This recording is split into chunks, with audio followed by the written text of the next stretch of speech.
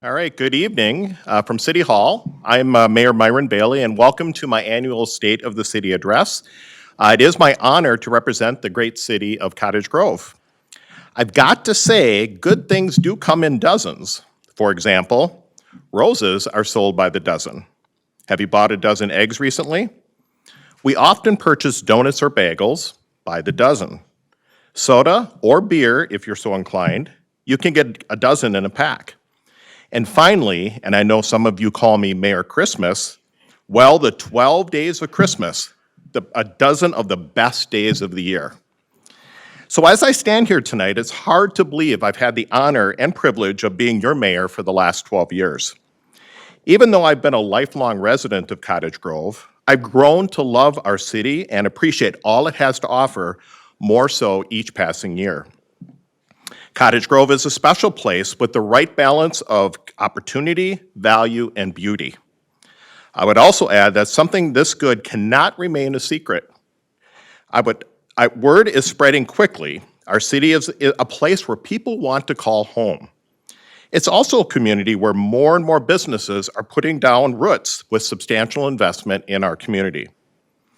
With all of this said, I'd like to recognize some distinguished guests that are with us tonight who assisted in contributing toward Cottage Grove's success. The following elected officials worked together on behalf of our community. State Senator Carla Bingham, Representative Tony Juergens, and not with us this evening is Representative Ann Claflin. Thank you for working hard for us at the Capitol. On the county level, Commissioner Wayne Johnson, who is not able to be here tonight, he is traveling, represents our area on the county board. And to my colleagues on the City Council, Steve Dennis, Dave Thiede, Lorraine Mills, and Justin Olson. We spend a lot of time together. I'm proud of what we've accomplished, and I'm excited to see what we'll achieve in the coming months. And finally, the bold vision and council directions we create won't materialize without a strong commitment by our staff leaders who in turn them into reality. This includes our department directors and their employees, all of which are led by our city administrator, Jennifer Levitt. So you probably heard me say this before. Hands down, without question, there is no better place to live, work, or play than Cottage Grove, Minnesota. Tonight, I'm going to highlight a small sample of what makes that a true statement. We'll also look ahead and talk about what's in store for the next 12 months. We have some exciting things planned and a lot of ground to cover. So let's get started with the city where pride and prosperity meet as a place to live. As we talk about livability, I'd like to highlight our public safety and public works teams. Over the past 12 years, I can't tell you how many times Cottage Grove has popped up as the perennial safest cities list. There is a reason for that. Our public police and fire departments have always posted incredible response times. Last year, our fire department logged response times of less than 7 minutes per call, and our EMS workers averaged a response of less than 6 minutes and 30 seconds. These are some of the fastest response times in the state of Minnesota. Police were equally quick to respond. They responded to over 18,000 calls for service last year and did so with compassion, professionalism, and a strong desire to serve our citizens. Our residents also play a crucial role in creating a safe city. Our neighborhoods hosted almost 36 Night to Unite parties last summer, which not only unites neighbors, but it creates conversations with our public safety workers who did crisscross the city to attend as many of these gatherings as possible. Our city has a unique and positive connection between our citizens and our public safety team. By working together, we keep our community safe and a great place for all to live. So what are we working on in 2020?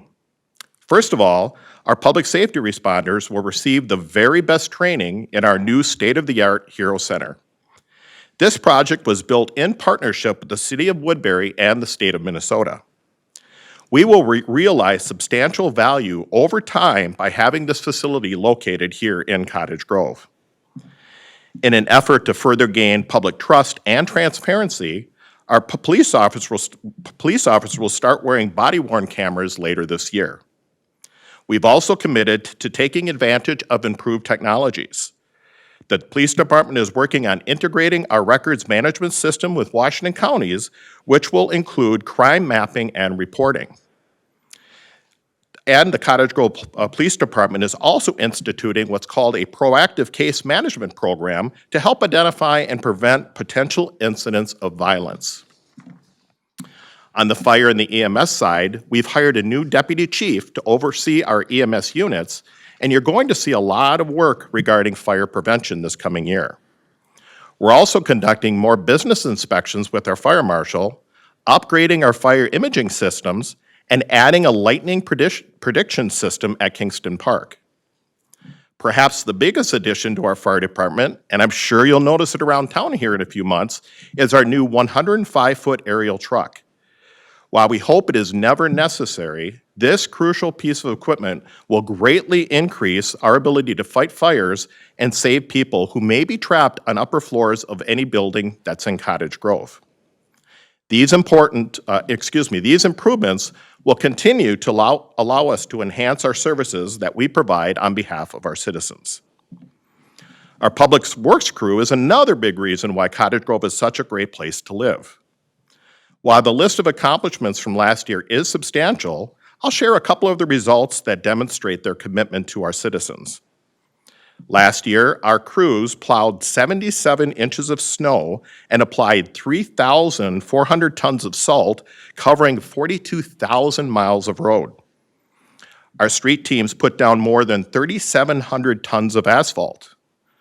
Our utility crews fixed more than 350 streetlights. The Stormwater Division completed 350 pond inspections, and our Forestry Service responded to more than 450 work orders.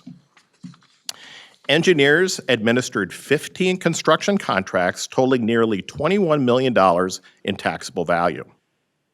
For 2020, Public Works plans to do the following. The entire department will host our popular Spring Cleanup Day in May. This environmentally friendly event is used by thousands of community members to recycle and properly dispose of various materials in a very cost-effective way. Our crews will have plans at this point, as long as the weather holds, to repair all potholes by June 1st. Our plow teams are implementing a 13th plow route, snow plow route, to lessen the time that it takes to clear all of our cities after our snowfall. Our staff will reconstruct 80th Street between Jamaica and Keats Avenue, and also West Point Douglas between Belden and Jamaica. We are currently extending water mains to River Acres and the Granada area neighborhoods to move those residents that are in private wells that are contaminated with PFCs to treated city water. This is being done using the 3M settlement money and not local taxpayer dollars or individual homeowner expense. And we're working on building another temporary water treatment plant for wells 7 and 8 to bring our temporary treatment systems up to 3 by the summer. This state of the city does give me a good opportunity to give you an update on the state of our water. We continue to work with the 3M Settlement Working Group regarding PFAS. In the coming months, we'll have a long-term water supply and treatment plan that will serve the entire East Metro. And while we're working together with our affected neighboring cities, we continue to aggressively seek settlement funds to improve our water infrastructure and services. In fact, the water main extensions and the treatment plant are 2 great examples that won't cost our city a dime. I'll close this water chat by saying we are 100% committed to not having another watering ban in the future.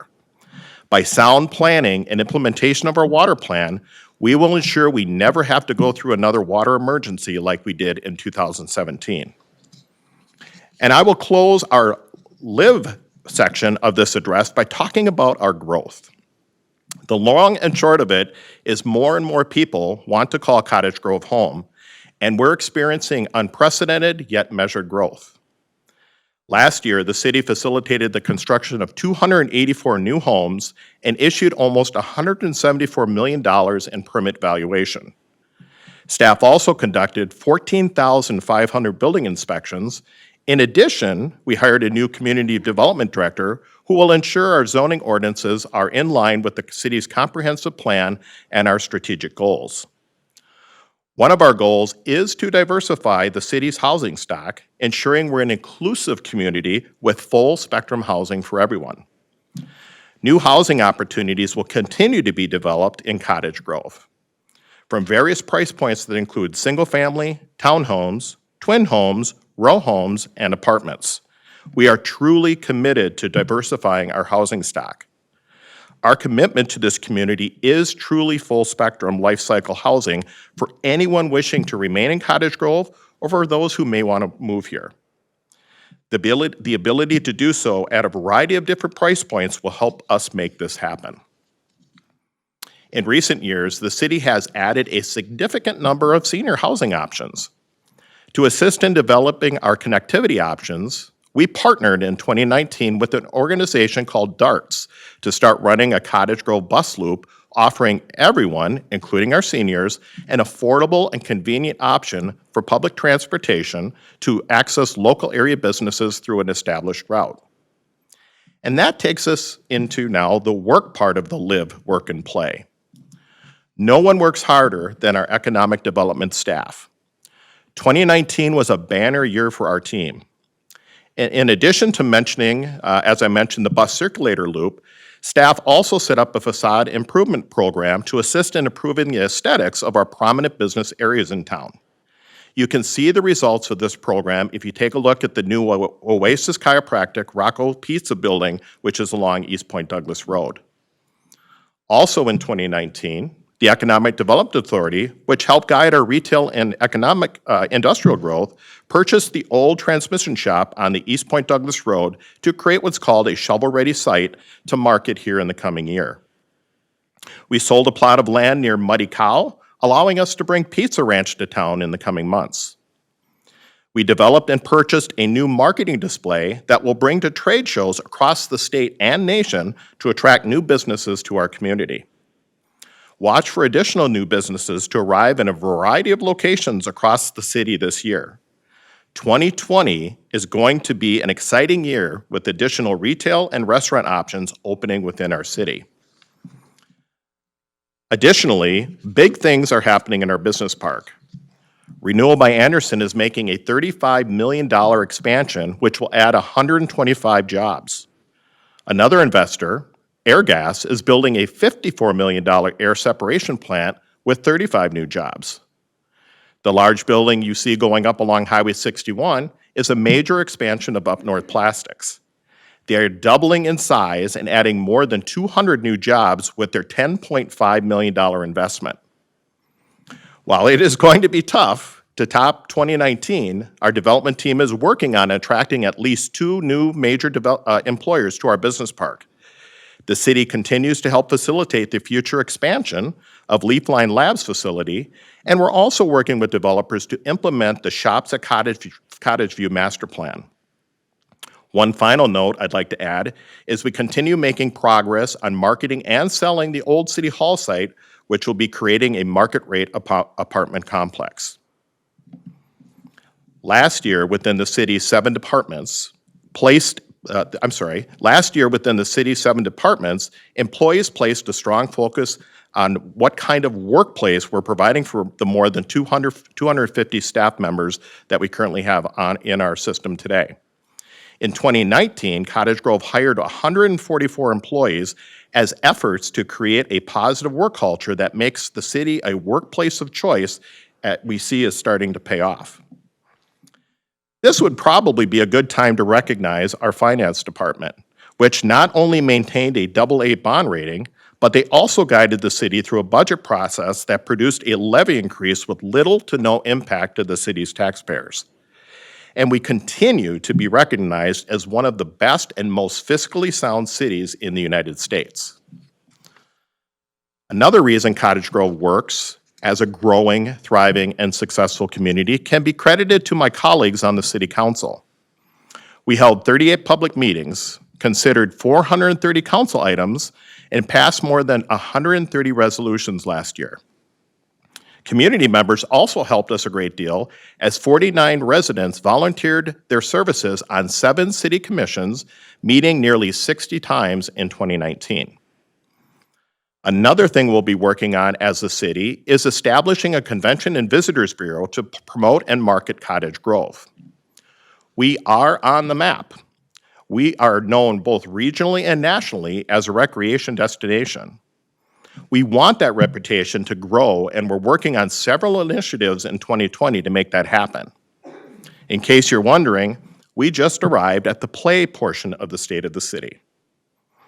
Now, I realize I am a bit biased, but I have to say we have an incredible Parks and Recreation department.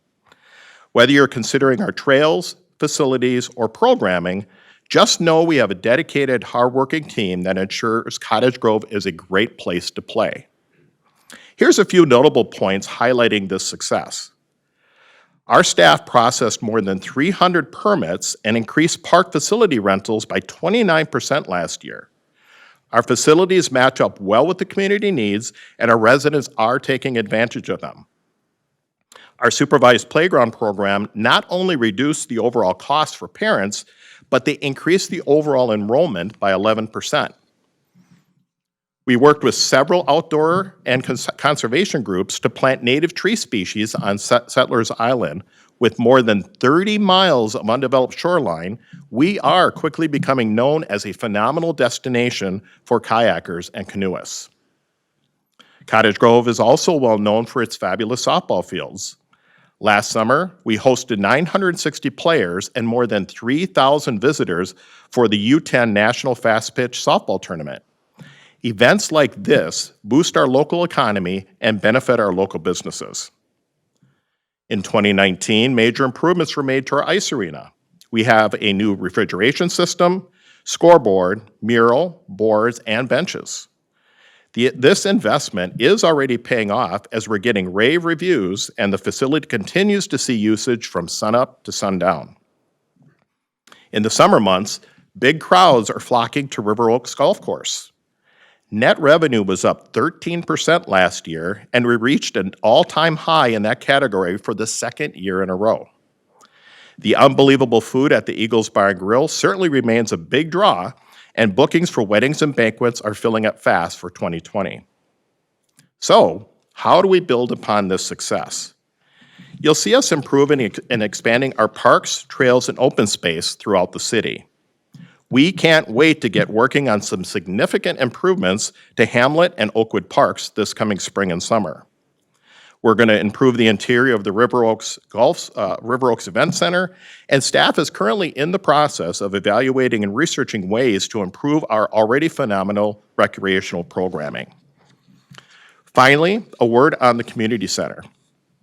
I can tell you a referendum question will be before you in November. Between now and then, you're going to receive a lot of information. Our promise to you is we'll give you as much information as possible so you can make an informed decision at the ballot box. At this point, we do continue to explore potential partnerships that could further reduce the cost of this proposal. Currently, the price estimate is approximately $18.8 million. So for a $300,000 home in Cottage Grove, approval would result in an annual tax increase of $47 per year or $3.92 per month. The proposed center will include an indoor playground, sports dome, a walking track, and both community learning and arts-related spaces. City staff and council are continuing to work on finding options to potentially add water features to the current plan. Our forward-thinking proposal does leave physical space, though, for a possible indoor aquatic center and fitness facility. As far as the location goes, the community center, if approved, would be located near County Road 19, across from Cottage Grove Ravine Regional Park, which is north of East Point Douglas Road. This location will fit seamlessly with the Shops at Cottage View proposal, which includes business, retail, entertainment, and high-density housing. Our goal is to ultimately provide residents with a pedestrian underpass into the Cottage Grove Ravine Regional Park near the new community center.